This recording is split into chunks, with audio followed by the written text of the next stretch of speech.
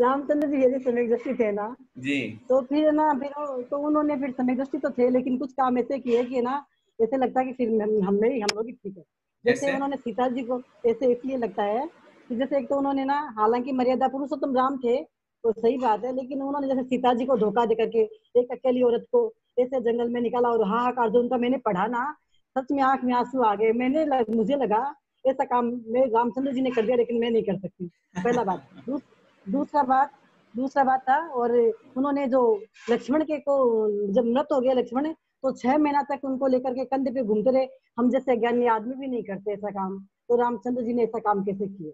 दो थोड़ा प्रश्न मेरे को। आपके, दोनों प्रश्न जी बहुत अच्छे हैं। उसका उत्तर पहला तो मैं दूंगा, जहाँ कोई राजा होता है या जहाँ जी बड़ा पद होता है, जिम्मेदारी का पद होता है, वहां जी सबकी सुननी और सबकी देखनी पड़ती है। जी आपके मन में ये ख्याल आ गया कि मैं नहीं करती या मैं नहीं करूंगी ऐसी स्थिति में, लेकिन वहां आप, अगर आपको कोई पद दिया जाए, आप चूंकि अभी स्त्री पर्याय में है, पुरुष पर्याय को प्राप्त होकर के जब कोई राजा बनता है तो उसको सिर्फ अपना नहीं देखना पड़ता, प्रजा का देखना पड़ता है। आप खुद इस बात पर विचार कीजिए कि जब आपके ऊपर कोई जिम्मेदारी आती है तो पहले आप एक समाज की जिम्मेदारी या किसी अपने पूरे परिवार की जिम्मेदारी, सिर्फ आपके परिवार की नहीं, आपके पूरे परिवार की जिम्मेदारी आती है। उस स्थिति में आप अपने बेटे से ज्यादा परवाह किसी और की करेंगे। आप खुद अपने मन में ये विचार कीजिए, जब आपका कोई घर का सांस्कृतिक कार्यक्रम होता है, शादी ब्याह होता है, कुछ भी ऐसा होता है, तो आपके बारे में या आपके परिवार के बारे में, आपके बेटे के बारे में, आपकी बेटी, कुछ भी XYZ किसी के बारे में कोई कुछ कहता है, तो आपके मन में क्या आएगा? आप पहले उसकी चिंता करोगे। आप अपने बेटे, अपने बहू, अपने जो खुद का परिवार है उसकी चिंता आप बाद में करोगे, पहले सामने वाले ने कहा है उसकी चिंता करोगे, क्योंकि एक मानवीयता है, क्योंकि एक जिम्मेदारी का पद है। राजा को अगर कोई ये कह दे कि तुमने अपनी पत्नी को रख कैसे लिया, वो तो वहां इतने साल वहां रह करके आई है, ऐसी स्थिति में अगर राजा ये कहता कि नहीं तुम कौन होते हो मुझे बोलने वाले, तो वहां एक धोबी नहीं, वो हजारों धोबी और हजारों प्रजाजनों के मन में क्या परिणाम आता कि आज ये राजा हैं, अपनी मनमर्जी करेंगे। उन्होंने अपनी मर्यादा को निभाते हुए, और ऐसी स्थिति में आप सोच रहे हैं कि उन्होंने अबला समझ करके और उसको जंगल में छोड़ दिया, अकेली छोड़ जी दिया। वो कितना प्रेम करते थे सीता से। आपने ये तो पढ़ लिया कि रामचंद्र जी ने सीता को छोड़ दिया और सीता को इतना दुख हुआ।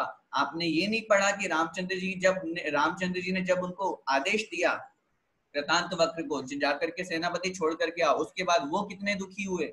वो जानते थे कि ये आदेश मैं मन से नहीं ले रहा हूँ, मुझे देना पड़ रहा है। वो जानते थे कि मेरी पत्नी सती है, वो जानते थे कि मेरी पत्नी की कोई गलती नहीं है, लेकिन उसके बावजूद भी एक राजा के पद पर बैठ करके वो अन्याय नहीं कर सकते थे।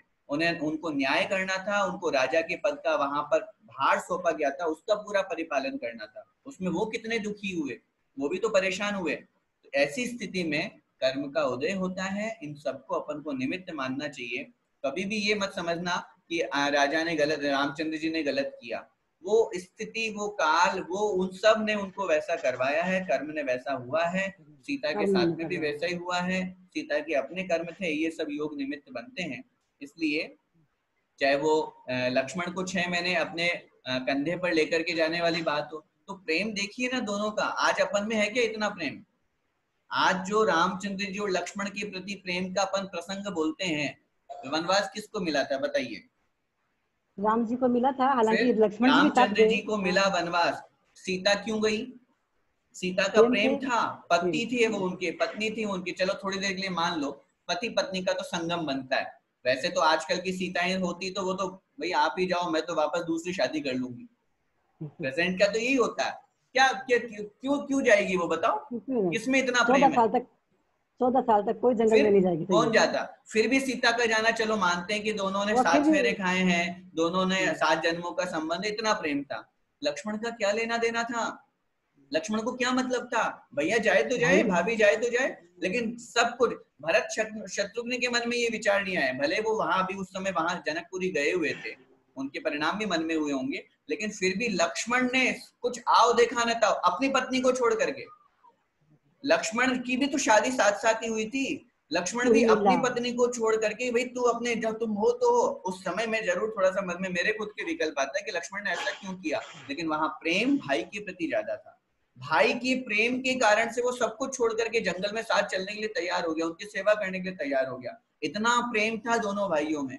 तो जब दोनों भाइयों में प्रेम था तो जब उसकी मृत्यु हो जाएगी, और मृत्यु भी तो इसी कारण से हुई, दोनों भाइयों का प्रेम था, और प्रेम प्रसंग को जब देवताओं के द्वारा वहां पर गाया जा रहा था तो एक देवता के मन में विकल्प हुआ कि ऐसा कैसे हो सकता है कि इतना प्रेम है दोनों भाइयों में। तो उन्होंने आकर के लक्ष्मण को झूठा समाचार कह दिया कि तुम्हारे भाई रामचंद्र जी की तो मृत्यु हो गई। सिर्फ इतना सा समाचार सुनने पर लक्ष्मण की मृत्यु हो गई थी, लक्ष्मण मरण को प्राप्त हो गया था। जबकि लक्ष्मण ये भी तो जानते थे, अरे मेरे भाई बलभद्र हैं, मेरे भाई तद्भवमोक्षिगामी जीव है, क्षयिक समय दृष्टि है, लेकिन उसके बावजूद भी उस समय ये विचार नहीं आया और तुरंत अटैक आया, जो भी स्थिति बनी और मृत्यु हो गई लक्ष्मण की।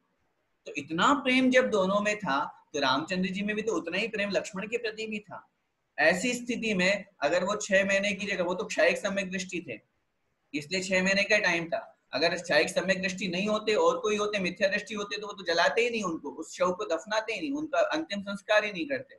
लेकिन चूंकि अनंतानुबंधी का एक जो वासना काल 6 महीने का कहा गया है वो एक लास्ट टाइम तक रहा, वो जैसे पूरा हुआ तो उनको एक अंतर्बोध हुआ, तब ज्ञान हुआ, अरे मैं गलत कर रहा हूँ, ये तो मरण को प्राप्त हो चुका है, मैं क्यों इसके प्रति मोह कर रहा हूँ।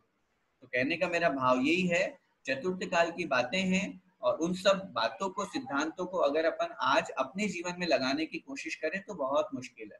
आज कहाँ प्रेम है, मैं कहता हूँ आज दो भाइयों में, अरे छोटा सा 2 फुट की जमीन के टुकड़े के लिए तो हम एक दूसरे को मारने काटने के लिए तैयार हो जाते हैं। जहां जहां किसी तरह का विभाजन होता है, पति पत्नी में आज झगड़े हो रहे हैं, दोनों एक दूसरे के नहीं हो पा रहे, कहाँ किस प्रेम की हम बात करेंगे। तो इसलिए प्रेम प्रसंग शास्त्रों में ही रह गए हैं, वर्तमान में उतना नहीं है। मैं ये भी नहीं कहूंगा कि पूरा खत्म हो गया है, आज भी वर्तमान में पति पत्नी में प्रेम है, 2 भाइयों में प्रेम है, आपस में प्रेम होता है। प्रेम करने के लिए हमको सारे शास्त्रों में आज्ञा दी है, प्रेम करने की आज्ञा दी है, प्रेम करो, प्रेम भाव हो सब जीवों से, मोह मत करो, उसमें जो वासना है उसकी तरफ मत जाइए, आप प्रेम कीजिए, आप वात्सल्य कीजिए, आप स्नेह कीजिए।